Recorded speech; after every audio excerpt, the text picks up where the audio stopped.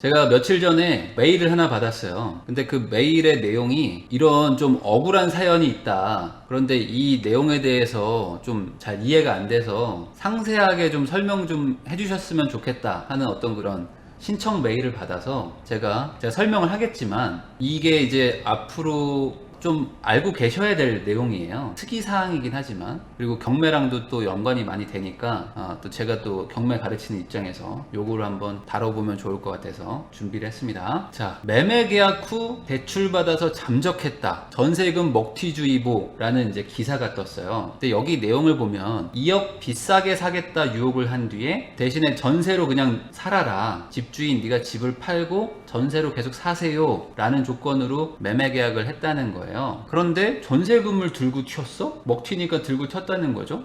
이게 무슨 소리야? 잘 이해가 안 되실 겁니다. 기사를 대략적으로 읽어볼게요. 이 기사가 뭐 전체가 다 이해가 되진 않으실 거니까. 우선 반포동에 한 아파트를 소유하고 있는 A씨가 있는데 73세십니다. 그런데 이분이 23억 원에 B라는 분한테 팔아요. 그런데 그 당시 시세는 21억 정도였어요. 그런데 B씨는 이런 제안을 합니다. 제가 이거를 살 거예요. 2억 더 주고. 그런데 대신에 제가 좀 뭐 돈이 좀 부족하고 그러니까 그 사모님이 그냥 여기에 전세로 사시죠. 저는 그냥 투자 목적으로 갭 투자를 하려고 하는 거니까 그냥 사모님 살 집 사시고 그냥 저는 명의만 바꾸는 식으로 제가 투자 목적으로 할게요 라고 해서 이 73세의 이 여성분은 이제 할머니죠. 이분은 그래 뭐 2억 정도 비싸게 사준다는데 뭐 나쁠 게 뭐가 있어 하면서 흔쾌히 거래를 했다는 거죠. 그런데 밑에 보면은 내용이 좀 어려워져요. 이제 대부업체가 나옵니다. 그래서 대부업체가 뭐 21억 5천만 원을 대출받았다. 그래가지고 이게 채권 최고액으로 뭐 25억 8천인데 뭐 이거는 잘 이해 안 되시죠? 제가 좀 이따 설명드릴 거고, 대출을 거의 90% 가까이를 대출 받아서 대출금을 다 주인이, 그러니까 매수자가 가져버리면서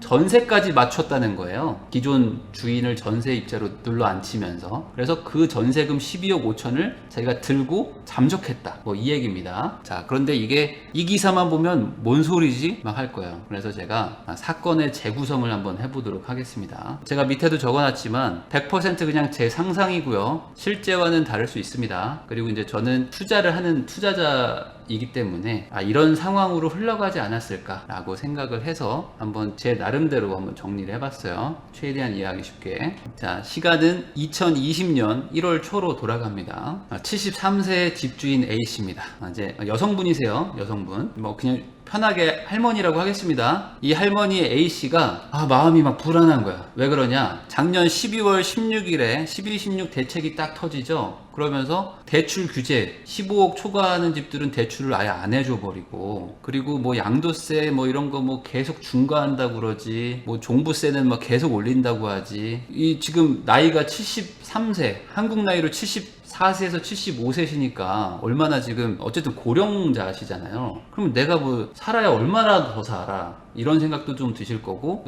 당장 수입이 막 급격하게 늘어날 것도 없으실 수도 있으니까 야, 이거 세금 늘어나고 이런데 이거 어떡하지 하면서 마음이 막 불안하셨을 겁니다. 1월 달에. 그러니까 이런 생각을 하셨겠죠. 집값 떨어진다는데 어떡하지? 1월 달쯤에 거기다가 세금도 막 늘어난다는데 어떡하지?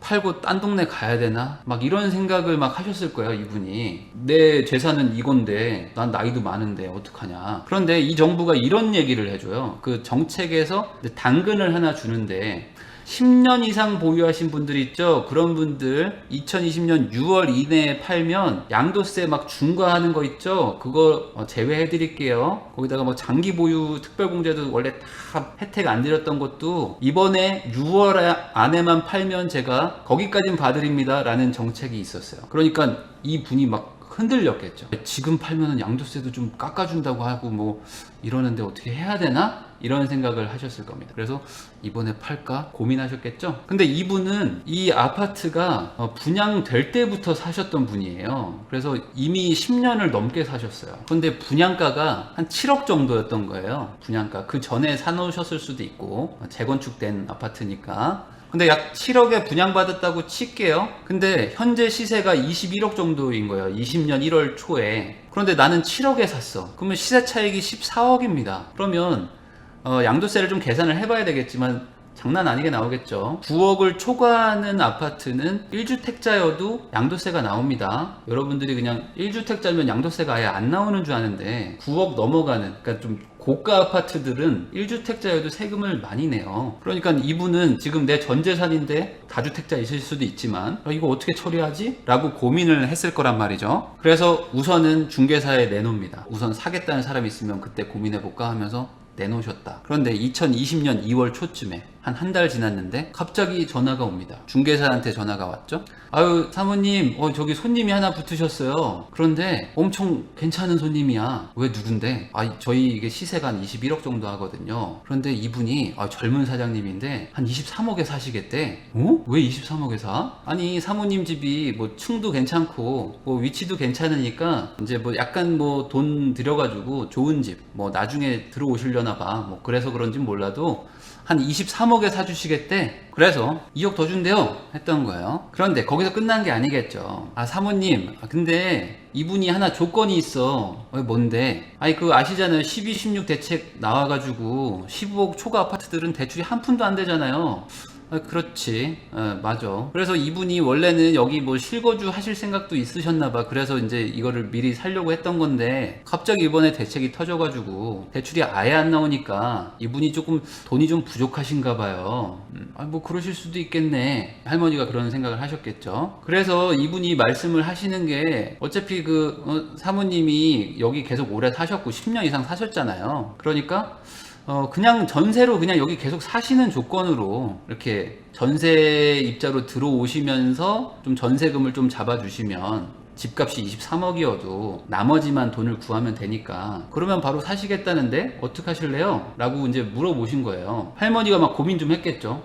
나 여기 살기 좋긴 참 좋고 여기 산지 10년도 넘었는데 나이도 75세 되셨으니까 어디 이사 가기도 힘들잖아요. 그러니까 그래 이번에 뭐 걱정은 되는데 안 그래도 이번에 뭐 한 2억 붙여준다는데 팔고 그냥 여기에 전세 살면은 최고 좋겠는데 라고 생각도 드셨을 거예요. 그런데 중개사가 이런 얘기를 해요. 사모님 여기 시세가 10억 5천 정도이신 건 아시죠? 뭐 그렇죠. 그렇다고 하더라고요. 그런데 이분이 돈이 없잖아. 거기다가 2억 정도 더 비싸게 사신다고 하니까 전세는 조금 높게 해주셔야 돼요. 그래서 시세가 10억이지만 우리는 12억 5천에 하는 걸로 요것만 동의해 주시면은 이분이 사시겠다네 라고 얘기를 하는 거예요. 이 할머니가 고민을 합니다. 시세보다 2억 비싸게 사주는 거니까 나쁜 건 아니죠. 거기다가 이사도 안 가고 계속 살게 해주니까 괜찮은 것도 있어. 이사 가는 것도 힘든데. 그리고 전세는 어차피 돌려받는 거니까 2억 비싸게 사줬으니까 전세 2억 더 주는 게 뭐가 문제지? 라고 생각을 하셨겠죠. 거기다가 지금 팔면은 양도세 중과 배제도 되고 뭐 이거저거 막 깎아주는데 괜찮겠는데 여기 살면서 그냥 한 5, 6년 더 살면은 충분할 것 같은데 안 할 이유가 없을 것 같은데 라고 생각을 하게 됩니다. 모든 건 저의 추측입니다. 그래서 계약서를 쓰세요. 그런데 이 할머니가 나이가 있으시지만 그래도 한 20억짜리를 거래하는데 뭐 그냥 대충 하시겠습니까? 당연히 안전장치들을 두고 중개사도 당연히 안전장치를 둡니다. 첫 번째, 전 주인이죠. 그러니까 할머니가 전세입자로 계속 사는 조건이다 라고 이제 특약을 당연히 걸었을 거고, 그리고 전세권 설정을 하겠다. 확실하게 합시다 우리. 그러니까 등기부에다가 전세권 딱 설정하면은 되지 않겠냐. 그거에 매수자, 젊은 사장님은 동의합니다 라고 쓴 거죠. 여기에 대해서 매수자가 오케이를 해줘. 그러시죠. 그리고 특약이 하나 더 있습니다. 전세입자로 들어가니까 보증금을 보호받을 수 있도록 전세권 설정하기 전에 대출받지 않는다 라고 특약까지 겁니다. 여기다가 그럼 이 얘기를 듣고 매수자가 오케이 그러시죠 뭐 라고 얘기를 한 거예요. 그러니까 대출도 안 받을 거고 뭐 전세권 설정도 해준다는데 이 정도면 뭐 확실한 거 아닌가? 라고 사람들이 생각을 한 거예요. 그리고 계약을 진행합니다. 그리고 이제 얼마 안 있어서 계약금이 들어왔겠죠? 한 2억 3천 정도 들어왔을 겁니다. 중개사한테 전화가 와요. 할머니 뭐 계약금 들어왔죠? 저 전세 12억 5천에 사는 걸로 하시기로 했잖아요. 그러니까 우리가 23억에 거래하니까 전세금 12억 5천 빼면은 10억 5천 남거든요. 그러니까 그걸 잔금으로 드릴 거예요. 아시죠? 할머니가 오케이 합니다. 아, 그래 내가 어차피 12억 5천을 이 젊은 사장한테 줘야 되는데 그거 뭐 이렇게 주고 뭐하러 받아. 그냥 서로 그냥 퉁치고 잔금 나머지 10억 5천만 입금해 라고 오케이 하신 거예요. 그리고 나서 3월 6일 날 잔금일 아침이 딱 됩니다. 그때 땡땡 중개사 사무실에 다들 모였겠죠. 매수인 젊은 사장님하고 매도인 할머니하고 이렇게 다들 모여요. 자, 그럼 이제 여기서 이제 법무사랑 뭐 이제 얘기들을 쭉 하면서 자, 그럼 이걸로 이제 잔금까지 이제 10억 5천 다 입금됐습니다. 그러니까 이제 소유권 이전에 다 동의하시죠? 라고 합니다. 그리고 이제 사모님은 이제 할머니, 그리고 할머니는 이제 소유권 이전 완료되시면 바로 전세권 설정하시면 돼요. 여기서부터 이제 막 덕담이 이제 오고 갑니다. 아유, 그 사모님 뭐 좋은 집 팔아주셔서 감사합니다. 아유, 뭐 전세로 계속 사셔도 돼요. 어차피 저희는 원래는 뭐 실거주도 생각했었는데 어차피 대출도 안 나오고 하니까 그냥 투자 목적으로 그냥 사놓으려고요. 그래서 안 들어올 거예요. 그러니까 오래오래 사세요. 이렇게 얘기합니다. 그러면 이제 이분도 아유 뭐 저도 이 집에 정이 얼마나 많이 들었는데 벌써 10년도 더 살았어요. 그러니까 뭐 그렇게 살게 해주셔서 고맙네. 젊으신데 아주 성공하셨어. 이 집 집값 올라가지고 돈 많이 버셨으면 좋겠어요. 라고 막 이런 얘기를 막 서로 막 주고받죠. 그리고 제가 등기부등본을 떼봤는데 아까 말했죠. 할머니가 2009년부터 사셨다고. 2009년부터 벌써 11년 동안 사시는 거예요. 11년 동안. 그리고 3월 6일에 23억에 거래가 됩니다. 그리고 밑에 실거래가도 3월 6일 23억 딱 뜨죠. 여기까지는 뭐 크게 문제가 없었던 것 같잖아요. 근데 한 일주일 뒤에 갑자기 전세권 설정을 의뢰했던 법무사한테 전화가 싹 옵니다. 아니 저기 할머니 이거 뭔가 이상한데요? 여기 왜 대출이 있어요? 이렇게 전화가 와요. 이건 다 제 상상입니다. 아니 그게 무슨 말이래요? 아니 여기 소유권 이전을 하는 날 3월 6일 날 어떤 대부업체에서 대출을 잡아놨는데요? 라고 얘기를 딱 듣는 거예요. 자, 등기부 등본입니다. 3월 6일에 매매가 됐죠? 23억에. 근데 그날 3월 6일 날 채권 최고액 25억 8천만 원 서울특별시 땡땡땡땡 채무자 누구 근저당권자 다원에셋 대부. 이거는 신문에 실명이 나와 있기 때문에 제가 그냥 올립니다. 신문기사에 다 나와 있습니다. 에? 채권 최고액 25억 8천? 이게 뭔 소리야? 대출 안 받기로 했는데. 자, 대부업체가 채권 최고액을 잡을 때는 대출금의 120%, 130%를 잡는데 이 업체는 120%를 잡았어요. 그러니까 이게 대출금의 20%를 더 잡는 이유는 연체이자 같은 거에 밀릴 수가 있으니까 좀 넉넉하게 잡는 거거든요. 그래서 채권 최고액이라는 게 대출금액이 아니고 실제 대출금액은 120%로 이제 나누면 21.5억인 거예요. 21.5억. 그런데 처음에 이 아파트의 시세가 얼마라고 그랬어요? 21억이라고 그랬잖아요. 21억. 그러니까 사실상 이 집값의 거의 전부를 대출 잡아버린 거예요. 그러니까 이 집은 이제 깡통집이 되는 거죠. 시세가 21억인데 대출이 21억 5천이 잡힌 집이다. 그런데 그 집에 할머니가 전세로 들어가는 거예요. 12억 5천만 원 주고. 그러면 이제 여기서 궁금하신 분이 생길 텐데, 근데 그 세입자가 그 전세권 설정한다고 그러지 않았었나요? 그러면 전세권 설정하면 안전하다고 하던데 할머니가 전세권 설정을 하셨어요. 전세금 12억 5천만 원 전세금 설정하셨죠? 3월 6일에 딱 설정을 하셨잖아요. 그런데 문제가 있어요. 문제가 뭐냐? 근저당 설정, 아까 그 25억 8천만 원 채권 최고액 근저당이 설정이 먼저 되고 이후에 전세권이 설정됐다는 게 문제죠. 이건 경매를 배우신 분들은 아실 텐데 이 등기부에 권리가 등록이 될 때 선후를 정하거든요. 그럼 선순위, 후순위 이렇게 얘기를 하는데 날짜로 정합니다. 그러니까 하루라도 빨리 등록한 사람이 선순위예요. 그런데 같은 날이면 접수번호로 정합니다. 자, 그러면 위에 게 25억 8천만 원짜리 근저당이고 밑에가 이 전주인분이 설정하신 전세권인데 등기 설정 일자가 똑같아요. 그러니까 이 원인 일자는 당연히 3월 6일에 전세권 설정을 했으니까 똑같은데 접수번호를 보세요. 접수번호 차이가 많이 나죠? 접수 일자도 차이가 많이 나죠? 무슨 소리냐? 그러니까 할머니가 전세권 설정을 나중에 하신 거예요. 3월 12일에. 그리고 아마 같은 날 3월 6일에 아마 했었어도 이거보다 접수가 늦게 됐을 겁니다. 늦게. 접수번호가 1이라도 느리면 후순위거든요. 후순위는 아무런 보호를 못 받습니다. 그러니까 우선 이분이 소유권 이전하고 당일날 바로 뭔가를 했었어야 됐는데 보통 그렇게 잘 안 하죠. 보통 잘 안 해요. 전세권 설정 하긴 해야지 하고 있었겠죠. 왜냐면 뭐 그날 뭐 돈 왔다 갔다 하고 뭐 이러니까 정신 없잖아요.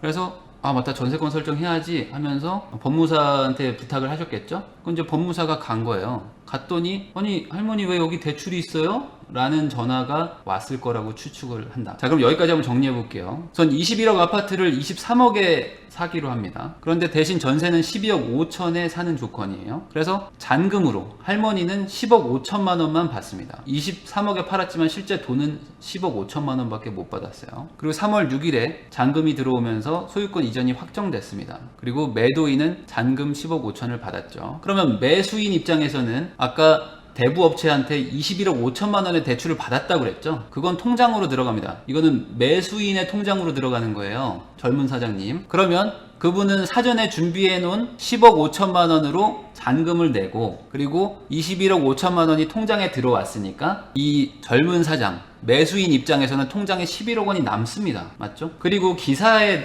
나온 내용은 이 상태로 매수인이 잠적했다고 하는 거예요. 잠적했다. 그러면 매수인 입장에서는 원래 통장에 돈이 없었는데 순식간에 11억 원이 생긴 거죠. 그리고 그 돈을 들고 뭐 잠적했다라고 기사는 나와 있어요. 그럼 여기서 문제가 뭡니까? 이대로 경매를 당하면요, 그 할머니 있죠? 할머니의 전세금은 다 날라갑니다. 대항력이라는 개념이 있는데 대항력을 인정받지 못하고요, 전세권 설정도 했지만 전세권도 순위가 느려가지고 이거는 소멸해버려요. 소멸한다는 건 보호받지 못한다는 겁니다. 그러니까 아무런 보호를 못 받고 그냥 나가야 돼요. 대출보다 빠른 전세권은 보호가 되거든요. 뭐 정확하게는 압류나 가압류보다 빠른 전세권도 다 보호가 되는데, 그냥 쉽게 대출보다 빨리 전세권을 설정했으면 상관이 없는데 이건 뭐 일부러 한 거죠. 일부러 그날 바로 대출을 받아버렸기 때문에 순위가 느려요. 그래서 전세권도 보호가 안 돼. 그럼 여기서 어떤 분들 또 이런 질문을 하실 겁니다. 그 전입신고하고 뭐 확정일자 받아놓으면 다 보호받는 거 아닙니까? 라고 얘기를 하실 수도 있는데, 이게 전입신고는 다음날 00시부터 효력이 발생을 해요. 그러면 이분은 3월 6일날 소유권 이전을 했기 때문에 이 전입신고의 효력이 3월 7일부터 발생하는 거예요. 3월 7일부터. 그런데 대출은 3월 6일에 받아버렸잖아요. 그러니까 대출이 더 빨라. 이러면 또 보호 못 받아요. 그런데 이제 여기서 또 질문이 또 있으실 거예요. 근데 이분은 09년도부터 살았잖아요. 09년도부터. 그러니까 전입신고도 엄청 빨리 해놨을 거 아닙니까? 전입신고 자체가 10년 전에 해놨는데 무슨 상관이에요? 라고 생각하실 수도 있는데 아닙니다. 왜냐면 임대차 보호법은 임차인을 보호해 주거든요. 그러니까 10년 동안 살아온 거는 소유자로서 살아온 거고, 임차인이 된 거는 3월 6일날 계약서를 쓸 때부터 임차인이죠. 그러니까 이 사람이 임차인이 된 거는 3월 7일 00시부터인 거예요. 그래서 보호가 또 안 됩니다. 그래서 만약에 이 상태로 경매로 나오면 경매 나올 확률이 높겠죠. 왜냐면은 잠적했다라고 기사에서 나오니까 뭐 다시 나타나셔가지고 문제를 해결하시면 상관없겠지만, 이대로 잠적한다면 당연히 이자를 안 낼 것이고, 그러면은 경매로 나올 수밖에 없습니다. 그러면 시세가 21억이니까 한 20억이라도 누가 낙찰 받겠죠? 집은 되게 좋은 집입니다. 그러면 매수자 입장에서는 11억 들고 잠적을 했으니까 자기는 11억 벌었죠. 그리고 뭐 나머지는 신용불량 되든 말든 뭐 상관없으니까. 그리고 대부업체 입장에서는 대출을 21억 5천을 해줬는데 20억 회수하는 거죠. 그리고 매도자 입장에서는 12억 5천만 원 날라가는 겁니다. 전세금 못 돌려받으니까. 그래서 이 할머니 입장에서는 순식간에 집을 잃고 12억 5천만 원의 손해까지 입고 나중에 낙찰받은 사람한테 쫓겨날 것이다. 그러면 여기서 생기는 의문점이 있어요. 의문점. 이 대부업체 있죠? 대부업체는 계약서를 봤을 거란 말이죠. 당연히 매수계약서를 보고 그걸 근거로 대출을 진행했을 테니까. 근데 여기에 전세로 산다라고 아마 특약을 썼을 겁니다. 맞죠? 그런 거 당연히 썼을 거예요. 전세권 설정도 한다고 써 있을 거고. 그러면은 전세가 들어오는 거를 분명히 알았을 텐데 대출을 해줬네. 이 부분에 대해서는 어떤 정보가 없어요. 그리고 소유권 이전 처리하는 법무사도 있었을 겁니다. 이분도 분명히 계약서를 들고 갔겠죠? 그러면서 여기에 전세권 설정한다고 특약이 써 있었을 가능성이 높고, 그리고 전세권을 보호하기 위해서 대출을 뭐 빨리 받지 않는다 라고 아마 분명히 써 있었을 가능성이 높습니다. 그런데 이걸 통과했어. 이게 의문이죠. 그래서 지금 뭐 많은 사람들이 추측하지만 뭐 알 수는 없어요. 그러니까 이게 어디까지 연관돼 있고 어떻게 된 것인가, 이게 일반적인 그 시스템에서는 일어나기가 쉽지 않은데 알 수가 없습니다. 정보가 없어요. 그러면 이렇게 현 상태가 발생했으니까, 이 사건이 지금 발생했으니까 이걸 어떻게 해결할까? 우선 매수자가 계약 이행을 안 한 건 사실이에요. 전세 입자를 보호하기 위해서 대출을 안 받겠다, 특약이 써 있다고 기사에 나와 있는데 그거 이행을 안 한 거죠. 그러니까 매수자의 문제가 있습니다. 그러니까 이건 계약이 무효다 라는 근거를 가지고 소송을 하셔야 돼요. 그런데 이게 그냥 단순히 소송으로 뭐 소유권을 돌려받고 이 개념이 아니고 여기엔 지금 근저당 대출이 있단 말이죠. 그러니까 이 대부업체가 돈을 21억을 지금 매수자한테 줬기 때문에, 그리고 그 매수자는 들고 잠적했다고 기사에 써 있으니까, 그러면 이 돈은 그럼 어떻게 처리할 거냐? 이 대부업체의 이 대출금은 누가 그러면은 보상할 거냐? 이게 또 문제죠. 그러니까 상당히 복잡한 소송으로 가는 겁니다. 그래서 가장 큰 문제가 이분이 지금 잠적을 해버린다면은 회수가 안 되기 때문에, 그러면은 대부업체가 한 10몇억 손해보든지 아니면은 이 매도인 할머니가 10몇억 손해보든지 둘 중에 하나는 손해볼 거 아닙니까? 이 사람이 잠적해버리면. 그러니까 이 돈 처리가 안 되는 거야 지금. 그래서 이런 사태를 막으려면 그럼 어떻게 해야 됩니까? 이게 중개사들도 이거를 쉽게 알 수가 없습니다. 왜냐면 뭐 꼼꼼히 뭐 처리를 하는 분들도 있겠지만 등기부등본을 그 잔금 치르고 나서도 바로 떼봐야 되거든요. 바로 막 오후에도 한번 떼보고 그 다음날 아침에도 떼보고 그 다음날 오후에도 떼보고 막 이렇게 떼봤어야 돼요. 그러다가 뭐 여기 갑자기 뭐 근저당 설정이 딱 되면 야 이거 뭐야 하고 막 이렇게 눈치를 챌 텐데, 사실 중개사들이 그렇게까지 하기가 쉽지가 않거든요. 이게 중개사의 문제라고 보기도 조금 어려워요. 왜냐면 이리저리 특약을 막 넣었으니까. 그래서 우선 이런 사태를 막으려면 시세보다 높게 사겠다고 하는 것 자체에서 뭔가 조금 의심을 할 수밖에 없어요, 우선은. 그리고 전세 계약이 지금 문제잖아요. 전세 계약. 전세 계약 시작일을 매도하고 나서 좀 하루 이틀 뒤에 하셔야 돼. 그래서 그 사이에 등기부를 다시 한번 떼보고 막 이런 걸 해야 되거든요. 근데 이게 이렇게 한다고 무조건 잡을 수 있는 것도 아니에요. 이게 가장 큰 문제가 뭐였냐면, 내가 어차피 전세를 살 거니까 그냥 그 전세금 까고 나머지만 입금하세요, 이게 문제거든요. 왜냐면 23억 다 주세요 저한테. 그리고 나서 제가 전세권 설정하면서 12억 5천 다시 돌려드릴게, 이랬었으면 아마 문제가 없었을 거예요. 근데 처음 사건의 시작이 뭐였어요? 아니 이게 대출이 안 나오니까 사모님이 그 전세금을 12억 5천을 좀 껴주는 조건으로 제가 나머지 돈을 구해 올게요 잖아요. 그러니까 아니 제가 23억이 어디 있습니까? 23억이 있었으면은 딴 거 샀죠. 그러니까 저는 차액만 드릴 수가 있지 23억 다 있었으면 제가 이거 삽니까? 이렇게 얘기를 해버릴 거란 말이죠.